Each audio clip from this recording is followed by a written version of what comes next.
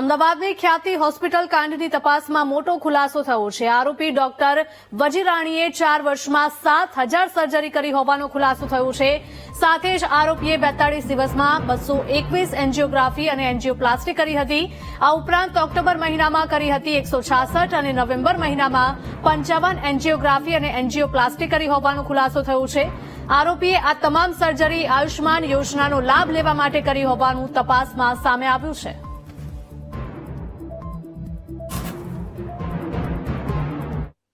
અમદાવાદની ખ્યાતિ હોસ્પિટલ સામે તપાસ શરૂ કરવામાં આવી રહી છે. તપાસ સમિતિએ ગાંધીનગર જઈને તપાસ પ્રારંભ કરી. યોજનાનો લાભ લેવા સરકારમાં કેટલી ફાઇલો મોકલી તેની તપાસ કરવામાં આવી રહી છે.